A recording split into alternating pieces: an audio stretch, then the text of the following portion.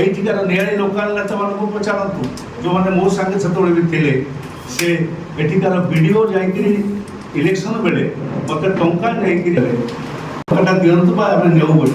ମୁଁ କହିଲି ଆପଣ କ'ଣ ଆପଣଙ୍କର ବିଡ଼ିଓ ବ୍ଲକ ଅଫିସର ଯଦି ପଇସା ଦେବ, ବ୍ଲକ ଅଫିସରୁ ଯଦି ପଇସା ଏମ୍ଏଲ୍ଏ ନିଏ ତାହେଲେ ସେ ବ୍ଲକ ଆଉ ଚାଲିବ ନା। ଯଦି ପୋଲିସ ଥାନାରୁ ପଇସା ନିଅନ୍ତି ନା, ଏଇ କଥା ମୁଁ ତାଙ୍କୁ କହିବି ନୁହେଁ, ତା ଆପଣମାନେ ଜାଣୁଛନ୍ତି। ମୋ କଥା ଆଜି ଦିନରେ ଆମେ ତାକୁ ଡାକିବାର ଅନେକ କାରଣ ସୃଷ୍ଟି ହୋଇଯାଇଛି ବା ଭୁଲ ବୁଝାମଣା ଗୋଟେ ବୁଝାମଣା ଅଲଗା ହୋଇଯାଇଛି।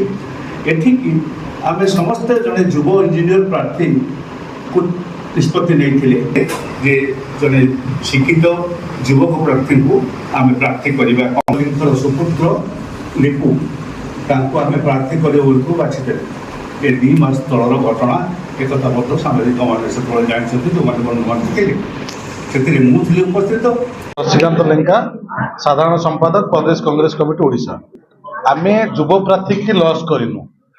एठी युव प्रार्थी की डरी वयस्क प्रार्थी अनुभव कले कि युव प्रार्थी जदि एठी निर्वाचन लड़िबे ताले नियाळीर प्रत्येक युव मानस तांक सहित रहिचंती मध्य, किंतु एठी युवक मानक प्रति अन्याय करा जायछि। जेहेतु जने युव प्रार्थीर प्रति अन्याय करा जायछि ताले सारा युवक नियाळी निर्वाचन मंडलीर प्रत्येक युवक प्रति अन्याय करा जायछि, जहार प्रतिफल स्वरूप निश्चित रूपे 2024 साधारण निर्वाचन रे युवक माने देबे।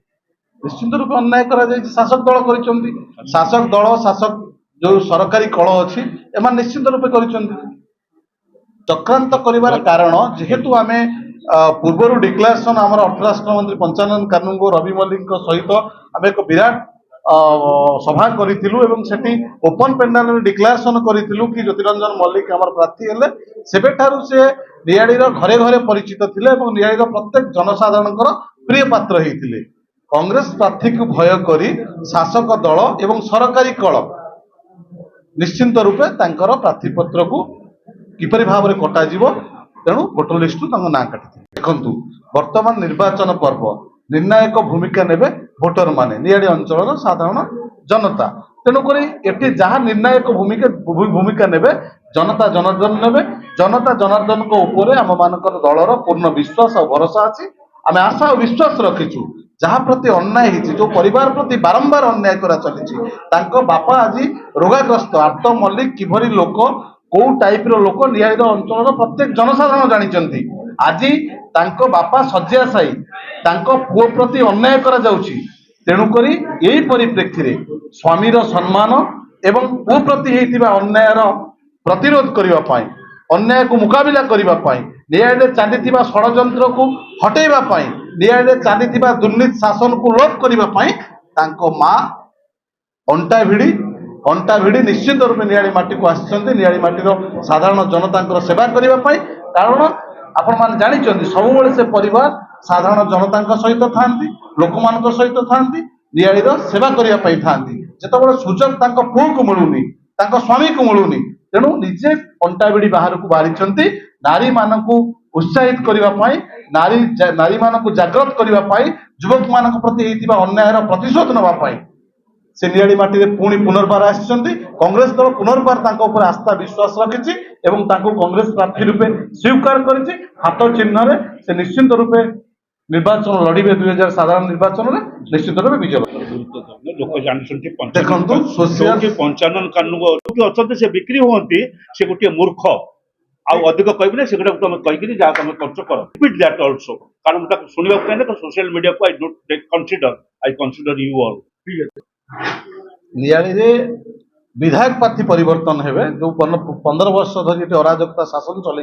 तुम कथा है आमर प्रार्थी परिवर्तन को अवस्था है, कहीं से आम प्रार्थी को कटागला एवं किए कि दायी से कथा को लोक पाखे पहुँचवा एवं आमर जे प्रार्थी हेले गीतांजलि मल्लिक तांको उपस्थापित करवा।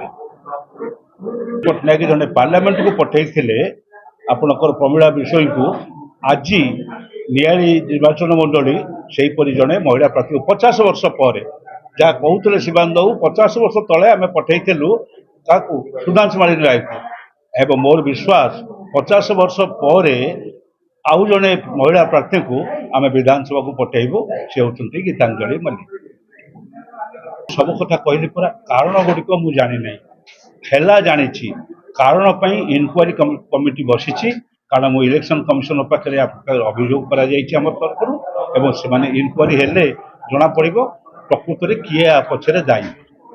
ପ୍ରଥମ କଥା ହେଲା ବ୍ଲକର ଯେଉଁ ଅଫିସର ପ୍ରତିବର୍ଷ କରନ୍ତି, ପ୍ରତିବର୍ଷ ଆମର ହୁଏ ଜାନୁଆରୀ ମାସରେ ହୁଏ, ପ୍ରତିବର୍ଷ କରନ୍ତି। ସେ ଏବର୍ଷ କଲାବେଳେ କ'ଣ ଦେଖିଲେ ନାହିଁ, ଇଏ ନଥିଲା, କାହା ପ୍ରଚଳନ ଦେଖିଲେ? ଲିପୁ ନଥିଲା ନୂଆ ଗାଁରେ, ସରପଞ୍ଚ ନୂଆ ଗାଁ ସରପଞ୍ଚ ତା ନିଜ ଘରେ ନଥିଲା। ସେଇଟା ହିଁ ହେଉଛି ବଡ଼ ବଡ଼ ପ୍ରଶ୍ନ ମୋର। ଏବଂ 2 ଜାଗାରେ କଟିଗଲା, ତାମ୍ପଡ଼ାରେ ମଧ୍ୟ ତାର ନିଜ ଗାଁରେ କଟିଲା। ଯେମିତି ଖୋଜି ଖୋଜିକିରି ସେ କୋଉଠି କାଳେ ଆଉ କୋଉଠି ଥିବ ସେଠି ବି କାଟେଇଲେ। ଏଣୁ ଆ ପଛରେ ଅଫିସର ଅଛନ୍ତି, ଏବଂ ଅଫିସରଙ୍କ ପଛରେ ଯୋଉ ରାଜନୈତିକ ଦଳ ଅଛି ସେଟା ସମସ୍ତଙ୍କୁ ସ୍ପଷ୍ଟ ଭାବରେ ଜଣା। ସରକାରରେ ଯିଏ ସରକାରରେ ଅଛି ତାରି ଦଳ, ସରକାରୀ ଦଳର ସରକାରୀ କଳ। ପଞ୍ଚାନନ କାନୁ ଓ ରବି ମଲ୍ଲିକ ଏକାଠି ହେଇ ଆସିଗଲେଣି, ଏବଂ ଲିପୁକୁ ଡର ହଉଥିଲା, କାରଣ ମୁଁ ଆଗରୁ କୌଣସି ନିର୍ବାଚନରେ ଏପରି ଭାବରେ ଆସିକରି କାମ କରୁନଥିଲି। ନମିନେସନ ଫାଇଲ ଠାରୁ ଆରମ୍ଭ କରି ସବୁ କରୁନଥିଲୁ। ଆମେ 2 ଜଣ ଯାକ ଏକତ୍ରିତ ହେଇକରି କ୍ୟାଣ୍ଡିଡେଟ୍ ସିଲେକ୍ସନ ଠାରୁ ସବୁ କାମ ଆରମ୍ଭ କରିଛୁ, ଡରି ଯାଇଥିଲେ। କଂଗ୍ରେସ ଦଳ ଏଥରକ ଆହୁରି ଅଧିକ ଭାବରେ ସମର୍ଥନ ଲାଭ କରିବ, ମା ମାନଙ୍କର ସମର୍ଥନ ଲାଭ କରିବ। ଗୋବିନ୍ଦପୁର ମାଟିର ନିଆଳି ଭୋଟରଦାତାଙ୍କର, ମା ମାନଙ୍କର ସମସ୍ତ ସମର୍ଥନ ଗୀତାଞ୍ଜଳି ମଲ୍ଲିକ ପାଇବେ। ସେମାନେ ଇନକ୍ୱାରି କରୁଛନ୍ତି, ଇଲେକ୍ସନ କମିଶନ ଇନକ୍ୱାରି କରୁଛି, ଆମେ ତାଙ୍କ ପାଖରେ ଅଭିଯୋଗ ଦେଇଛୁ, ସେ ତାଙ୍କର ମୁଖା ଖୋଲିବେ। ଯଦି ସେଠି ତାଙ୍କର ଦେଖିବୁ ଆମେ ଖିଲାପ ହବ, ତାପରେ ସେଇ ଆଧାରରେ କୋର୍ଟକୁ ଯିବୁ। ନିଆଳି ପାଇଁକି ଆମର ଯାହା ମୁଖା ରହିଛି ବା ଇଏ ରହିଛି ମୁଦ୍ଦା ରହିଛି, ତାହା ଆମର ମ୍ୟାନିଫେଷ୍ଟୋର ଯୋଉ 9ଟା ପଏଣ୍ଟ ଅଛି। ପ୍ରଥମ କଥା ହେଲା ଇଲେକ୍ଟ୍ରିସିଟି 200 ୟୁନିଟ୍ ପର୍ଯ୍ୟନ୍ତ ମାଗଣା ଦିଆଯିବ, ସ୍ପଷ୍ଟ ଭାବରେ କୁହାଯାଇଛି। ଦ୍ୱିତୀୟ କଥା ହେଲା ପ୍ରତ୍ୟେକ ଚାଷୀକୁ ଭତ୍ତା ଦିଆଯିବ, ପ୍ରତ୍ୟେକ ମା ମାନଙ୍କୁ, ଘରର ଗୃହିଣୀ ମାନଙ୍କୁ ଭତ୍ତା ଦିଆଯିବ। 2000 ତାକୁ 2000 ତାକୁ, ପ୍ରତ୍ୟେକ ଯୁବକ ବେକାରୀ ଯୁବକଙ୍କୁ 3000 ଟଙ୍କା ଭତ୍ତା ଦିଆଯିବ। ଏକଥା ସ୍ପଷ୍ଟ ଭାବରେ ରହିଛି ଆମ ମ୍ୟାନିଫେଷ୍ଟୋରେ। ଏବଂ ଆମର ସ୍ୱତନ୍ତ୍ର ହେଉଛି ବ୍ୟକ୍ତିଗତ ଭାବରେ ମୁଁ କହି ରଖେ, ପ୍ରାଚୀ ନଈର ଉଦ୍ଧାର କରିବା, ଯେଉଁ ଖୋଳାଇ କାମ ମୁଁ ଅଧା କରିକି ଯାଇଥିଲି ତାକୁ ପୂର୍ଣ୍ଣ ଆଉ ଅଧିକ ଭାବରେ ପୂରଣ କରିବା।